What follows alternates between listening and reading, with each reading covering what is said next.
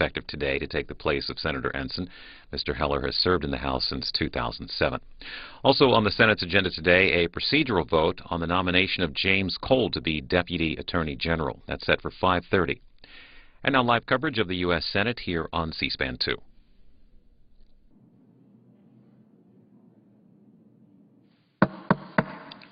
The Senate will come to order. The chaplain, Dr. Barry Black, will lead the Senate in prayer.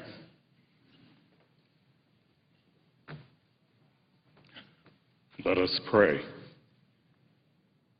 Merciful God, take possession of our hearts so that we will do your will. Use us for your glory as beacons of light and inspiration in our nation and world.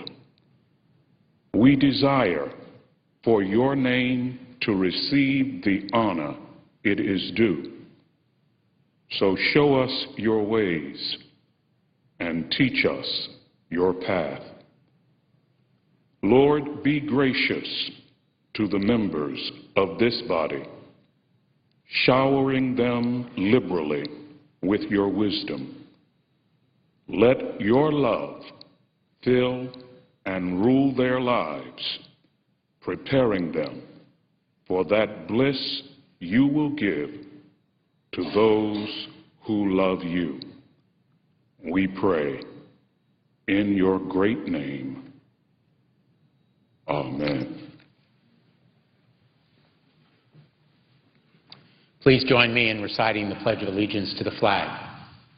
I pledge allegiance to the flag of the United States of America and to the republic for which it stands, one nation, under God, indivisible, with liberty and justice for all.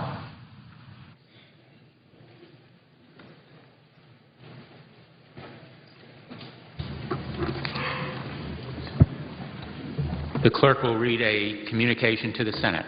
Washington, D.C., May 9, 2011. To the Senate. Under the provisions of Rule 1, Paragraph 3 of the Standing Rules of the Senate, I hereby appoint the Honorable Richard Blumenthal, a senator from the state of Connecticut, to perform the duties of the chair. Signed, Daniel K. Inouye, President pro tempore. The Majority Leader. Ceremony will take place very shortly. The Senate will be in morning business until 4:30 p.m. today. At that time, we will acknowledge the nomination of James Cole to be Deputy Attorney General. At approximately 5:30, there will be a cloture on the Cole nomination. Last week, we were able to enter a consent agreement on the nomination of Edward Chin. We expect to vote on this nomination sometime this week. I would note the absence of quorum. The clerk will call the roll. Mr. Akaka.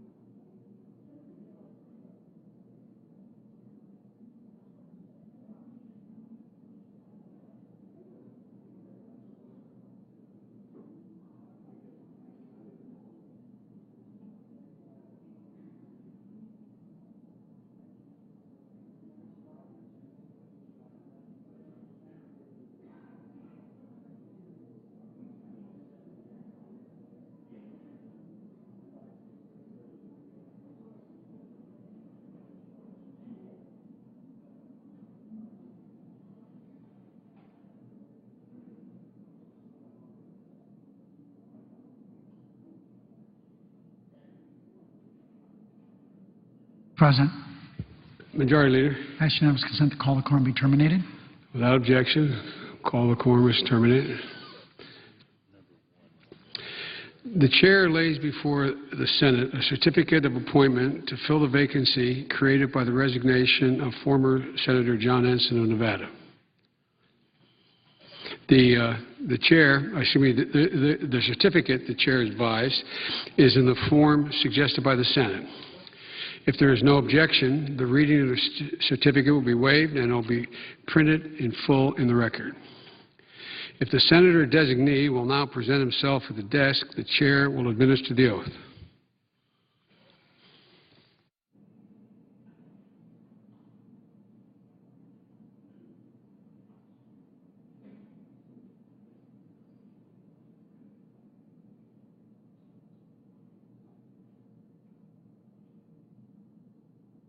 Would you please raise your right hand? Do you solemnly swear that you will support and defend the Constitution of the United States? I do. Against all enemies, foreign and domestic, that you will bear true faith and allegiance to the same, that you take this oath that you take this obligation freely, without any mental reservation or purpose of evasion, and that you will well and freely and faithfully discharge the duties of the office on which you're about to enter, so help you God. I do. Congratulations, Senator. Thank you very much.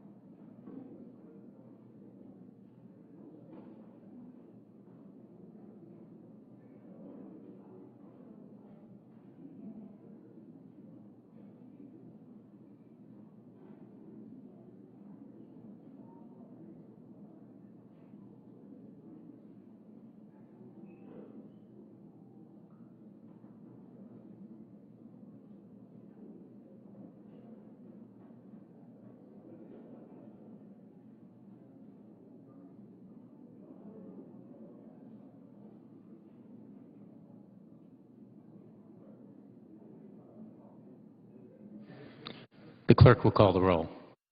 Mr. Akaka.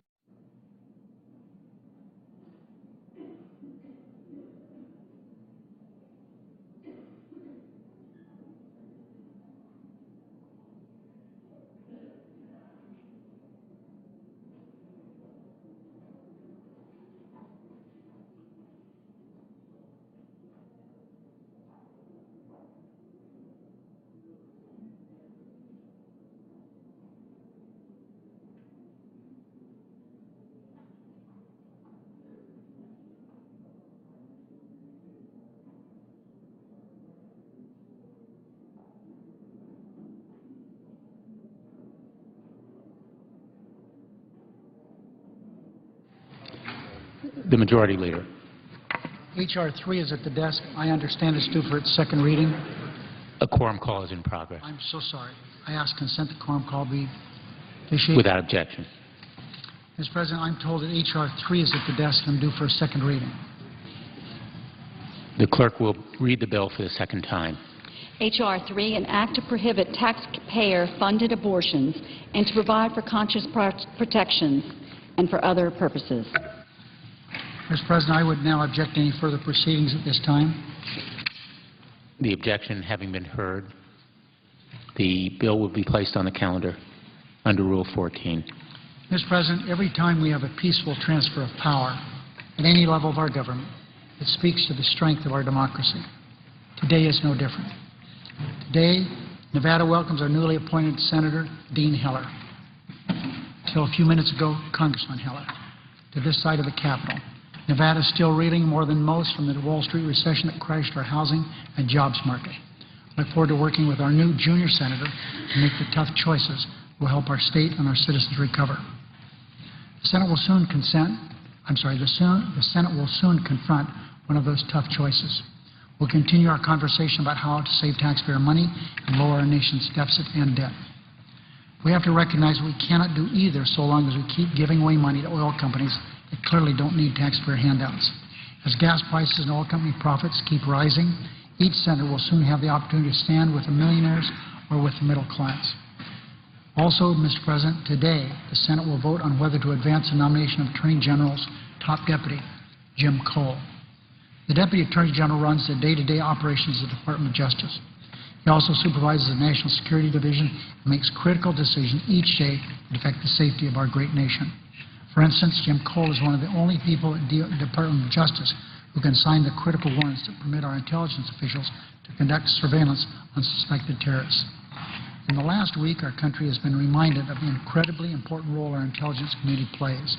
It's unthinkable that partisanship and legislative ploys are keeping a public servant as well qualified as Jim Cole out of his important national security role. I hope the Senate will confirm him quickly this evening.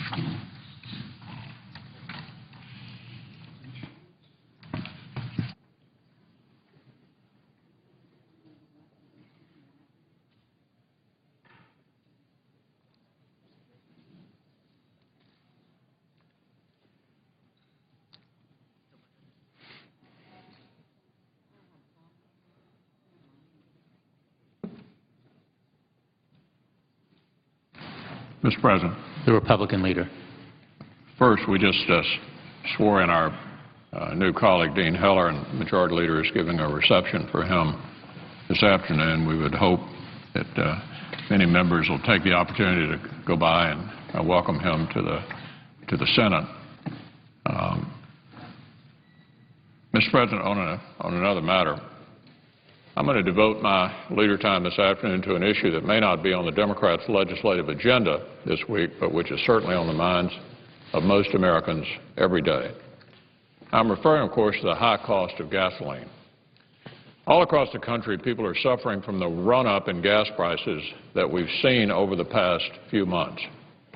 It's squeezing family budgets, tightening margins at already struggling small businesses, and it poses a mortal threat to any economic rebound. This is a critical issue. Americans are looking for answers. And yet, all they're getting from the President and the Democratic leaders in Congress are gimmicks and deflection. We've seen this before. Every time gas prices go up, Democrats claim there's nothing they can do about it. Then they propose something completely counterproductive just to quiet their critics. This time, it's a tax increase. That is the Democratic response to high gas prices, a tax hike. Well, the first thing to say about this proposal is that it won't do a thing to lower gas prices, not a thing. In fact, raising taxes on American energy production will increase the price of gas. Oh, and it would also make us even more dependent on foreign sources of oil. Now, that's not my view. That's the view of the Independent Congressional Research Service, which concluded in March that the Democrats' proposed tax increase on energy production would, quote, make oil and natural gas more expensive for U.S. consumers and likely increase foreign dependence. Sounds like a brilliant strategy to me. Beyond raising taxes, Democrats insist there's nothing they can do about gas prices. But I think most Americans feel differently. I think most Americans believe it's time to stop talking about what we can't do and start talking about what we can do. And if the President and Democrats in Congress are truly serious about lowering gas prices and making us less dependent on foreign sources of oil, here are a few suggestions. First, if ever there was a moment to develop our resources here at home, it's now. For decades, Democrats have resisted efforts to tap our American resources. Then, when gas prices go up, they tell us how many years it would take to get the product to market. It's time to take this excuse off the table by breaking the cycle. Second, Democrats need to allow energy companies to cut through the bureaucratic red tape that prevents companies that are authorized to explore here from getting to work and putting thousands of Americans back to work. Third, they need to stop penalizing America's producers with new fees and threats of tax hikes, which only drive energy companies overseas and help our foreign competitors create jobs in places like Venezuela. And they need to call an end to the anti-energy crusade of EPA. In short, Democrats need to throw away the old playbook, throw that one away, and face this crisis with a new kind of creativity, independence, and common sense that the American people are demanding. Democrats need to stop deflecting attention from their own complicity in our nation's over-dependence on foreign oil. They need to stop paying lip service to the need for American exploration while quietly supporting efforts to suppress it. They need an end to the approach that hasn't changed, frankly, since the days of Jimmy Carter. Just like Carter before them, today's Democrats are using the crisis of the moment as an excuse to push their own vision of the future with a windfall profits tax on energy companies. And just like Carter before them, they have rightly been accused of bringing a BB gun to the war. This is a serious crisis. It's time for serious solutions. Solutions that create jobs instead of moving them overseas. Solutions that decrease our dependence on foreign sources of oil rather than increase it. Solutions that offer relief rather than mere rhetoric. Mr. President, I yield the floor.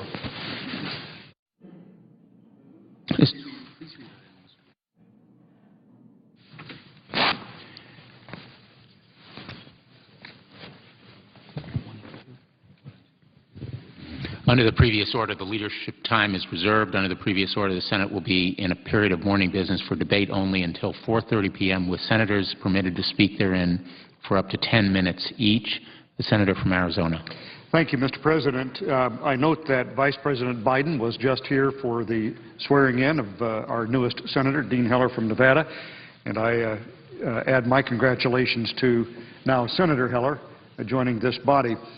Vice President Biden has been kind enough to host discussions starting last week and going into this week and perhaps beyond with members of the Senate and the House of Representatives to try to find a way to reduce the huge debt that hangs over the United States as a prelude, I'm sure he would put it, to the Congress acting on the President's request that Congress increase the debt ceiling.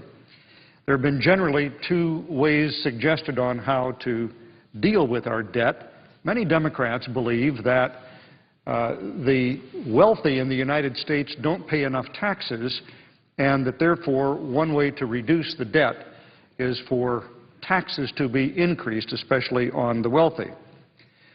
Most Republicans believe that's a bad idea, that since debt is our problem and we got into debt because we've been spending too much, that the better way for us to deal with the problem is to begin reducing our spending and to make sure that over the years we are able to do that. There are a couple of interesting things that have just come out in the news recently that I think bear on this argument. A lot of folks wonder about the debt burden in the United States, and I just thought it was useful to point out the fact that last week the Wall Street Journal reported that the Joint Committee on Taxation found that the percentage of U.S. households paying no federal income tax reached 51% for the year 2009. Now, Mr. President, I think that's the first time in the history of America that over half of Americans don't pay federal income taxes. I don't think that's a good thing. While certainly people in the lower income brackets aren't able to pay very much in the way of taxes, I think even a very small amount, an affordable amount, would be appropriate so that everybody has what they call skin in the game, so that everybody understands the relationship between the burdens and the benefits of government. And I would not impose a significant tax on the lower half, or certainly not the lower 10%. But I think it's important for all Americans to know that we all have a stake in this. and that more than half of the people can't just expect the so-called wealthy to bear all of the burdens of government. But the question remains, are American wealthy taxpayers undertaxed? And I think a useful measure to look at here is in comparison with other countries, for example. The OECD countries, which stands for Organization for Economic Cooperation and Development, are generally regarded as the most advanced economies in the world. And the United States is one of those countries. A study that is based on 2008 statistics found that the highest earning 10% of the U.S. population paid the largest share among 24 countries examined, even after adjusting for their relatively higher incomes. And it concluded, and I quote, "Taxation is most progressively distributed in the United States," the OECD study concluded. The bottom line here is that for a country to be competitive, the people who provide the capital for job creation, for economic growth, have to have some capital left over after they've earned it in order to invest that capital, return it to their businesses, hire more people, be more productive, create more wealth, and thereby provide for the families of the people who own the businesses, and by earning more income, increase the amount of revenue that the federal government and the state government takes in as revenues. Republicans are very happy to concede that it would be helpful if the government has more revenues in order to help close this debt gap that we have. The question is how we get more revenues. We believe that more revenues are a function of a growing economy. And here, too, some statistics that just came out over the weekend, I believe it was, demonstrated that we can actually delay the increase in the debt ceiling by some period of time because revenues to the federal treasury have been a little higher than previously expected. Why? Because the economy grew more than expected. And as people made more money, they therefore paid more in withholding and in federal income taxes. That's the way for the government to get more revenue, for the economy to do better, for Americans to do better. So if you tax the people who are the ones likely to do the investing into businesses more, will you get more investment? Will you get more federal revenue? Well, you'll get a little bit more to begin with, but in the long run, you'll get less. And one of the reasons it's not a good idea to tax the very people that we're referring to in this study is because half of all of the small business income reported is reported as part of the highest income tax bracket for individuals. In other words, small businesses don't pay as corporations, they pay as individuals. And when a small businessman has to report his earnings, he reports all of the income from his enterprise. Now, a lot of that is business expense, but that's how he has to report it. And so you're talking here about half of all of that income reported being taxed at a higher rate if, in fact, the President and some of his colleagues had their way. That will reduce the amount of investment and growth in the economy and thereby make it harder for us to pay off this large debt. The advocates of a gigantic tax increase are really very short-sighted, therefore, in assuming that if they raise tax rates, they're going to get more revenues. That's what they tried to do in Japan during the late 1990s. Didn't work out. Japan went back into a deep recession, and it's not going to be possible for them to generate existing revenue with their higher tax rates. So you can't, the way you get robust growth is not with higher tax rates, but with lower tax rates. A rapidly expanding economy does create new jobs and income for investment and wealth creating enterprises, and obviously some of that wealth flows back to the government and can be reduced, can be used to reduce the debt. But the policy tools that we decide upon in these negotiations will have a lot to say about how we're able to reduce the debt and whether or not part of that will be a result of economic growth in the future. And obviously, the point here is not just to have economic growth so the federal government can earn more in income tax revenue, but to promote American prosperity and a better future for our families. So the question is, will we impose tax hikes that discourage investment and punish job creation, or will we make the tax system more efficient and conducive to growth? I'd like to cite a couple studies here that show why it's most important for us to focus on reducing spending rather than raising tax rates, because spending cuts, not tax hikes, are the best way to close the massive budget gap and help to produce economic growth in our country.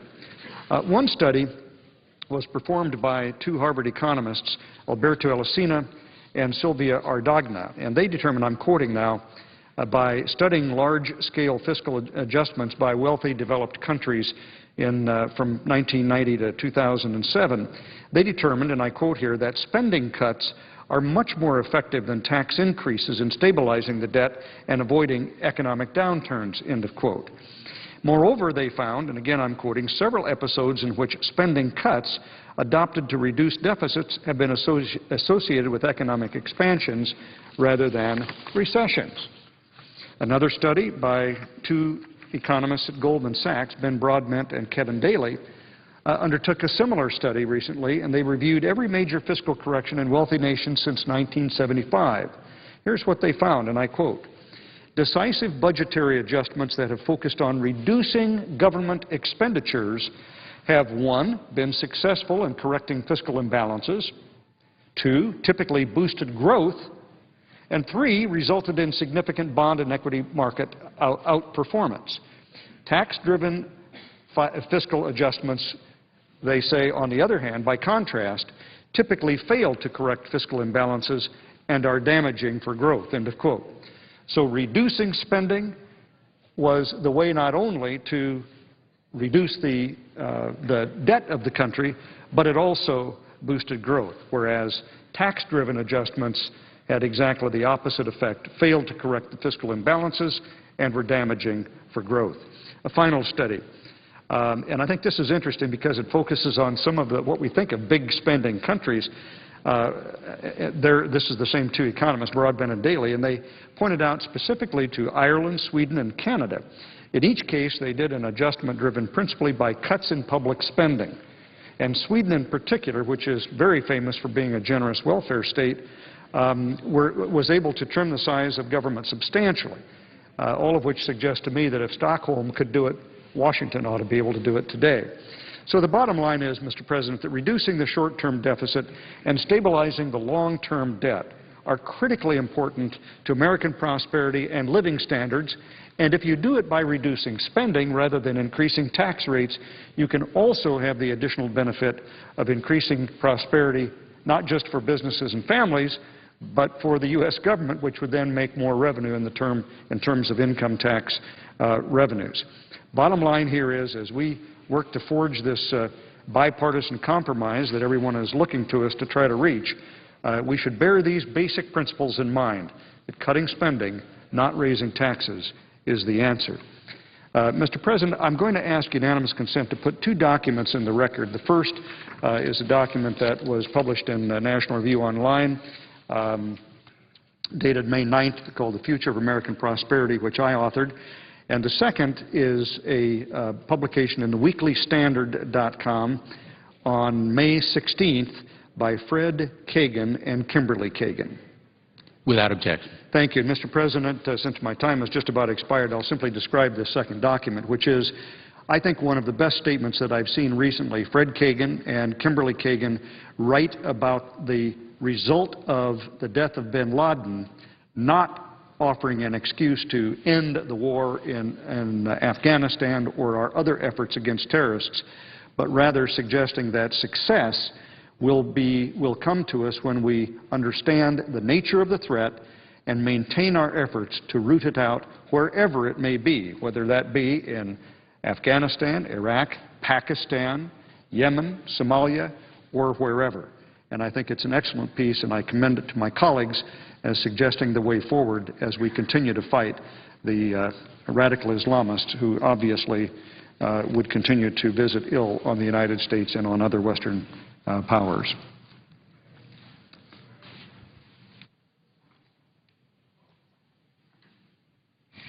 Mr. President. Senator from Florida. Thank you, Mr. President.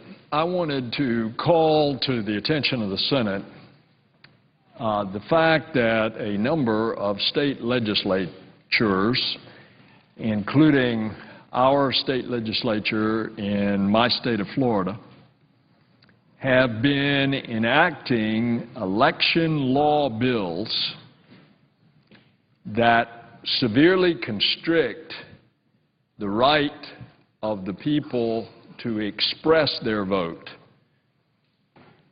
This has just occurred in the state of Florida with the legislature adjourning in the early morning hours of Saturday morning, enacting a bill that has been sent to the governor that would make it harder for the people of Florida to vote, harder for them to have their vote counted, and harder for the people to be able to register to vote. Now, common sense would tell you that what we ought to be doing is exactly the opposite, that it ought to be making things easier to vote, and especially in a state like ours that went through that awful experience in November of the year 2000 when there was so much chaos, not only in the voting in the presidential election, but then in the counting of the votes. And, of course, we all know how that ended up, Bush v. Gore, in the U.S. Supreme Court that stopped the recount that was proceeding. And because of that experience, to the credit of the state legislature, they started to make voting easier. For example, instead of just voting on Election Day, they had a 2-week period for early voting, something that other states have been doing for some period of time, so that people could go to designated polling places prior to Election Day. It certainly made it a lot easier on the supervisors of election, the very people that are charged with the responsibility of registering voters and then counting the votes, because it spread the amount of people coming in to vote over time so that all of them weren't there just within a 12-hour period on Election Day. And this has turned out to be so popular in Florida that half the people in the last 2 elections, half the voters voted prior to Election Day. Well, can you believe that the state legislature has seen fit to cut the 14-day early vote period back to 8 under the guise, well, we're going to make the amount of hours the same by giving the supervisor of elections discretion that they could increase the voting days on early votes from 8 to 12 hours. But that's a ruse, Mr. President, because that means that the election supervisors are going to have to pay time and a half. And those election supervisors are under the same kind of fiscal constraints that all the other levels of government are right now. And as a result, what's going to happen is that the voting hours are not going to be extended, and the state legislature has just constricted the number of voting days from 14 down to 8. And, oh, by the way, they didn't let it run up right to the day before the election. They backed it off several days before the election would be the last day of early voting. Now, why? Why, when we want to make it easier to vote? Well, doesn't the legislature, and I hope the governor who has this bill coming to him, don't they understand that it is a tremendous convenience to senior citizens to make it easier for them at their convenience, instead of having to stand in a long line on Election Day, that over a 2-week period, that they can go and vote in a designated place. Well, is there some reason that they are trying to make it harder for senior citizens to vote? Well, it could be a lot of politics in this, but the fact is that they're making it harder to vote when in fact it ought to be the opposite. Now, I wish that I could report to the Senate that that was the only thing they've done, but they didn't. They made it harder to register to vote. As a matter of fact, well-respected organizations like the League of Women Voters for years and years have taken it as their responsibility to go out and try to register people to vote. The League of Women Voters is a bipartisan, no, it is a nonpartisan organization who has as its sole goal to try to promote activities that promote our democracy. Here's what they did. They said if you go out and register people to vote, and under current law, there's a period of something like a week and a half to 2 weeks that you can turn in the names that you've registered. No, no. This time what the legislature has done is said if you don't turn those new registration forms in within 48 hours, you're going to be subject to a fine and possibly a criminal penalty. And the president of the League of Women Voters of Florida, Deidre McNabb, has said, in effect, what that means is they will not put that onus on their members of a fine and a criminal penalty, and in effect, they will stop registering people ahead of time. Now, what the election laws ought to do is do exactly the opposite. We ought to have laws that encourage the registration of voters to try to get more people to participate. But that's not what the Florida legislature has done. It's done exactly the opposite. Now, I wish I could report to the Senate that that was the only thing that they've done. But they did more. For 4 decades, Florida has had a law in a highly mobile society.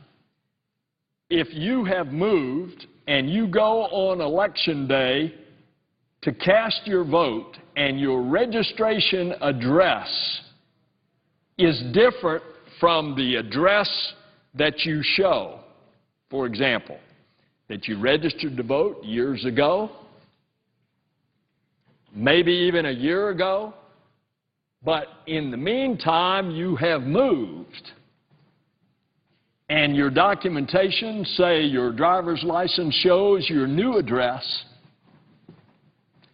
For 4 decades, the law of Florida has said that a voter can change their address in the polling place to update that record, showing proper identification of who they are and their signature matches.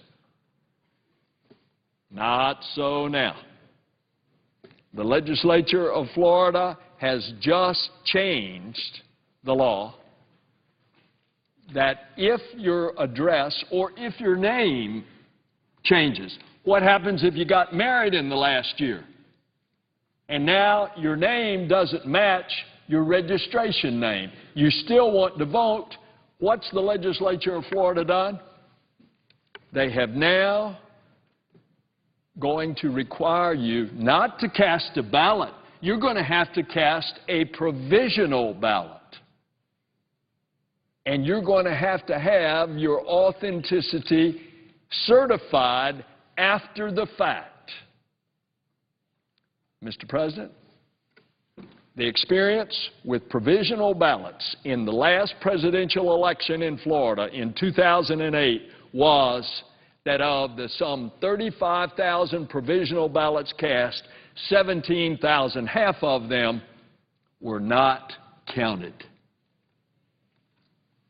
And who are the people who have been operating and benefited by that law in Florida for 4 decades? They have been people who have gotten married and their name is changed. There have been the mobile society that we live in that have moved and bought a new house or moved into a new apartment. In other words, all of us and our neighbors.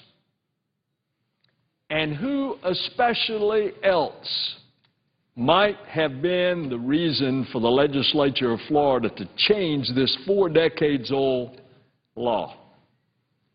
Because the last presidential election, college students in Florida voted in record numbers. Because college students in Florida, in the town of their college, went down where they had their registration, and yet their identification showed their address as their parents' home, not the registration address that they had registered in their college town.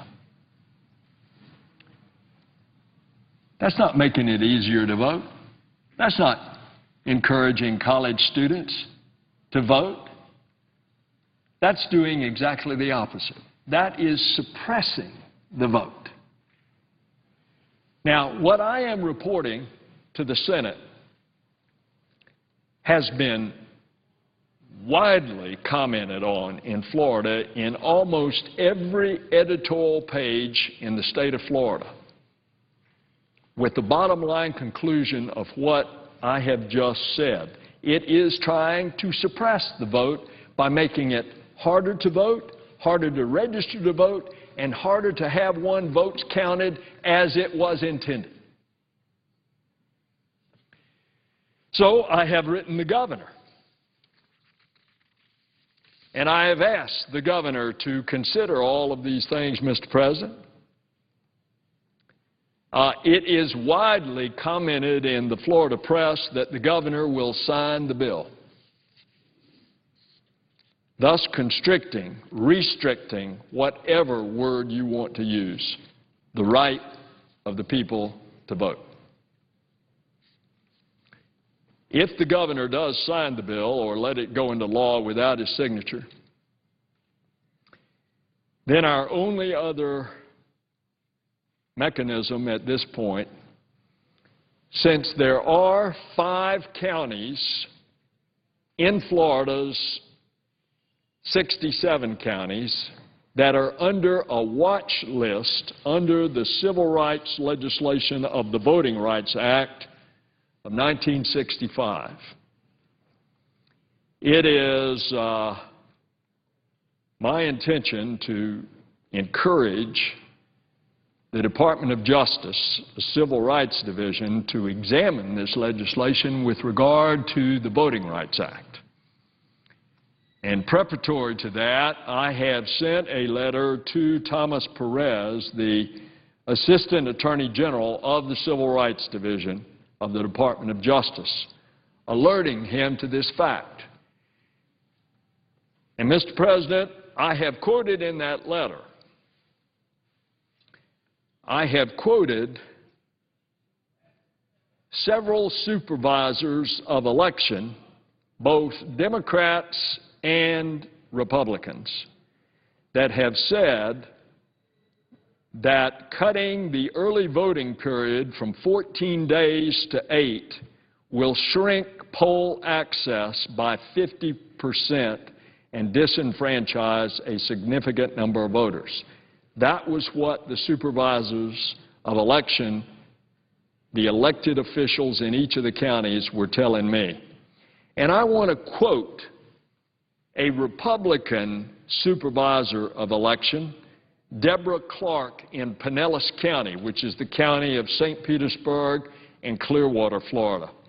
And this is what she said, quote, not allowing address or name changes on Election Day will create an undue burden on eligible voters. And she continues, it will also result in long lines at the polls and discourage many voters from voting. End of quote from Mrs. Clark. It is self-evident. And this is an assault upon our democracy that should not be tolerated, but it happened, and it happened in the last week of the legislative session. And, Mr. President, I hope that there will be such an outcry that this legislative policy gets reversed.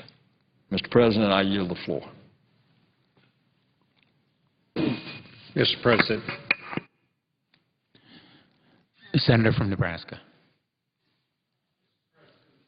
I rise today to remember a fallen hero, U.S. Army Specialist Joseph Chemper. Specialist Chemper was based in eastern Afghanistan in the area east of Kabul bordering Pakistan. This area is one of the areas where the fighting in the Afghan war has been the most intense. Specialist Chemper was serving with the 101st Special Troops Battalion of the 101st Airborne Division, one of the Army's most elite units. He and 4 fellow American soldiers were killed in a suicide attack that ultimately took 10 lives. Specialist Chemper had a long desire to serve his country and was rightfully proud of his commitment to defend and to protect. He is mourned by his parents, 3 sisters, 2 brothers, a fiancé, and an infant son, Liam. I know his family is proud of him and will always remember his spirit, his enthusiasm, his competitiveness, and his can-do attitude. They are the type of American family that constitute the pillars of our armed forces and are the reason our nation remains safe from its enemies. Joseph's father, Sergeant First Class Eugene Chemper, has made service to the Army his life's work. As an Army recruiter, Sergeant Chemper had the unique experience of personally recruiting his son into the Army. As a father and as a leader, Sergeant Chemper inspired both Specialist Chemper and his younger brother, Private First Class Noah Chemper, to wear the uniform of an American soldier with pride. The Chemper family laid their son to rest in Papillion, Nebraska on April 29, 2011. Specialist Chemper returned to his birthplace, with valor and honor having been awarded both the Purple Heart and the Bronze Star medals. I know I speak for all of my fellow Nebraskans and all Americans when I say that despite our sorrow, we are deeply honored that he served us. I cannot imagine the pain the Chemper family is suffering today. The loss of a son unexpectedly in combat is one of the most extreme trials a parent or loved one could ever face. I know that words will not ease their hurt. I will end this tribute by saying what Specialist Chemper held close to his heart, so close that his family has inscribed it in a scrapbook which will one day be seen by his son, and it reads, "When I stand before God at the end of my life, I hope that I would not have a single bit of talent left, and I could say that I used everything you gave me," unquote. I hope he rests knowing that he died the bravest and most honorable death an American could. May God bless the Chemper family, their father and son still serving in the armed forces, and all of our fighting men and women in harm's way. Mr. President, I yield the floor. I suggest the absence of a quorum. Clerk will call the roll. Mr. Coca.